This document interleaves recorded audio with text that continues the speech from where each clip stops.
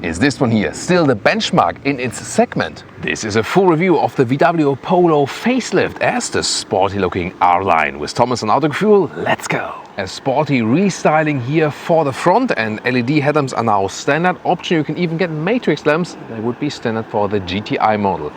Here, the R-Line model is the sporty looking one without that GTI engine, also with a stronger lower bumper, even with a contrasting black color in the lower part. So design-wise, quite strong, although it's still small. And the daytime running light you can see here now goes all the way across the vehicle. These are the matrix headlamps, by the way. You see here, their brand name is IQ.LIGHT. The Polo has even gained a little bit in length, but just due to the spoiler differentiations. 4 meters 07 or 160 inches is the length here, or the shortness of that small vehicle. 14 to 17 inch wheels, and these are the biggest 17 inch wheels. Yeah, really massive styling, but it looks quite cool with the vehicle. Will the combat still be okay? R-Line badge here in that R-Line, and you can see here the beautiful blue color with great light nuances then here in this evening light just for you. Yes, the folks in Wolfsburg at the headquarters, Wolfsburg, also got me here an R-Line number plate. Well done. You can see a modern tail lamp signature. This is also new, and you can see a very sporty styling here as well. As for engines, a 1-liter 3-cylinder petrol engine, 80 horsepower, naturally aspirated, or then turbocharged, then with 95 or 110 horsepower. Why this small step? Who knows? You can also get an automatic gearbox, dual clutch transmission, always front-wheel drive. And if you want to go with the 2-liter 4-cylinder, that's then the GTI, now with 207 horsepower, and at 6.5 in the acceleration figure.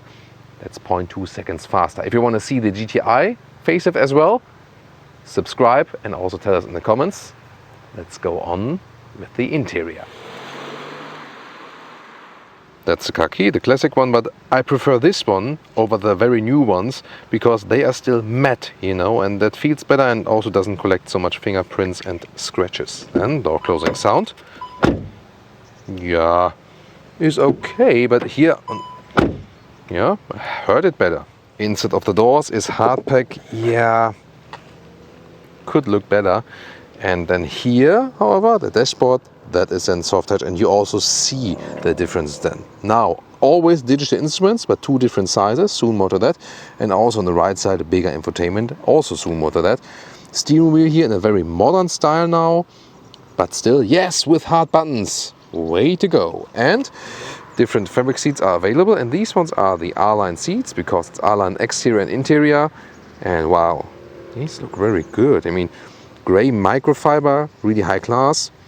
Contrast stitches, fabric on the inside. Then here's some more microfiber insets at the bolsters. Way to go. Seating position here, these R-Line sport seats, they're really very comfortable also for tall adults. Headroom here with 1.86 or 6'1", no problem. So yeah, it feels like a Golf almost, you know. Meanwhile, this Polo here, so we can also like a small Golf. There is still a difference, of course. You feel that the front axle is not that wide, for example. Good steering wheel position here, by the way, as well. And the chassis, this MQB A0 platform, is also a very stiff one. Indeed, we will experience that while driving. Steering wheel here, manual control, up, down, in and out. Very well, you know, well done as for the build quality as well. Ooh, seeing that R-Line logo there. Welcome to the interior, and once again a rather simple styling here. Nice matte insert. Once again a good new look of the steering wheel here. The volume control and cruise control settings. Upgraded travel assistance system. Right side then to control the digital instruments. And here you can also see the Apple CarPlay integration. Android Auto is also possible, both wireless or with the cable. Soon more deals to the screens. Maybe don't go so high trim, that would be an alternative. In the lower part, 2 USB-C chargers now, start-stop engine buttons. Here's the DSG, a dual clutch transmission, of course. This car also comes with a manual. And then the cup holders are not adaptive, sadly, but here the armrest is very well attached with some more space underneath. The screen starts 6.5, then goes further 8-inch. This would be standard for R-Line, Style and GTI, and then optional here, this top infotainment system, 9.2 inch. The thing is, when you pick this top infotainment system, it has one crucial advantage, because when you have here set the map, then you can also display it in the digital instrument. So you can have it here at the very same time. And that's only in the top infotainment system build. Here the responsiveness is not too good actually. System has become a little bit more complicated. That's not ideal, I think. There is this Beats sound system in here. Let's test that. Oh, that has like strong bass indeed. I mean, yeah, for a small car, not bad actually. And here are the digital instruments. You can have the map all over the place. That's of course a practical thing to have.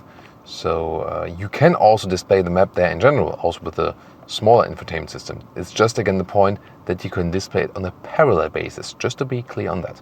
But here the digital instruments are clear to read. In the rear, yeah, when I'm driving it gets close, but it exactly fits as for the legroom. Headroom is actually a little bit better, 1.86 or 6'1". And you know, these rear seats are really very comfortable. So because they also have this very nice sporty styling and the microfiber insert, really high quality as for the seats. And it's also this kind of single seat step, super comfortable here in the rear actually, especially if you have taller legs, because then in the middle part here it gets a little bit closer, but it would theoretically work when the front seats are pushed a little bit more forward. And now USB-C chargers here for the rear. For the trunk, you fold the logo here, and then 350 liter it houses. The length is here at about 60 centimeters. It's like 23 inches. The height to the cover is at 40 centimeters or 16 inches, and the width here, it's actually quite reasonable, is indeed also 1 meter or 40 inches, which we usually just see from bigger vehicles. You see the cabin trolley fits in vertical way as well. No. So that's the thing then of the small cars. And here more space underneath, also for a replacement tire if you like. And when you fold the seats, 1 meter 35 or 53 inches. Welcome to Thomas's Driving Lounge with the VW Polo facelift, here with the 1 liter 3-cylinder, 110 horsepower turbocharged, and let's accelerate on the motorway. Let's do some 40 to 80 kilometers an hour. See about the performance here.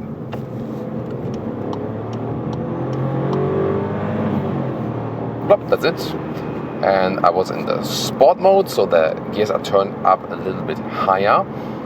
And also the lower gear is selected here. Then in the D mode, you switch it here at the main drive selector. That's the one way. Then DS, DS.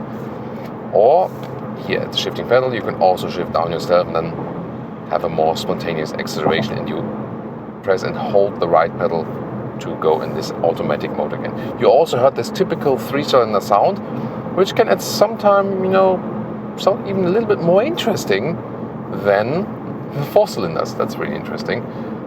You know, for lower speed performance, definitely enough power with the turbo here. So that's the most powerful non-GTI engine we have. And upgrade here also as for the travel assist, so I can set the cruise control, and also the lane is being kept. So you see here, it's being kept in the lane in a very smooth way. So let's see here, it comes to the left side, there it is, go with the steering intervention. Of course, it's, you know, supposed that you keep your hands on the steering wheel in advance. So this was just demonstration purposes. So here, even in this construction lane, the lane was kept very, very well. So that's definitely well done. Let's get off that motorway and see about some more city and countryside driving. So the Polo usually sets a benchmark because it has a good steering, has a very good chassis. This platform here is quite stiff, and it has good comfort due to the seats here, especially in the R-line. They're very comfortable and also work for tall adults, and it's a lot of fun to steer this one around. It's not a super special expensive car, but still you can already have a lot of fun driving it. Here, the automatic gearbox, the DSG, dual clutch transmission, very smooth transitions between the gears, especially when you are in a normal D driving mode. And when we go, like, think about some slalom characteristics, normal suspension here does a very good job. It's a good compromise between sportiness and comfort. Let's do a lane change right here. See about that. Yeah, that's a lot of fun, and the car doesn't roll too much. Here then, the infotainment screen. Of course, when it's a little bit bigger, you can control it better while driving. Still, having no real buttons right here is also somewhat, to me, a little bit more distracting. I like the new steering wheel. It's also fun to look at it while driving, and also here the soft touch dashboard and so on. So it is still a vehicle where you can do a lot of things with, and most of the things just in everyday driving life it does very well. One of the best things, I can just repeat again, that the steering has a very precise input, no dead zone area whatsoever, and it's also progressive, so you don't need to steer that much. And if you have that combination here of the automatic gearbox and the dual, that dual clutch transmission and that good progressive steering, you hardly ever have to take both hands off the, both or even one hand off the steering wheel, so you can always keep it both hands on the steering wheel, and that's also something that majorly adds to safety. Fuel economy, by the way, some 6.5 liters on 1 kilometers, so 40 mpg plus. Could even be a little bit better for a small car like this indeed. So these downsized engines, they do not save fuel. And now some more agile driving. Let's put it to these sports shifting modes once again, and then we can taste a little bit more of that agile handling. We also have some nice S corners then here, a little bit more RPM.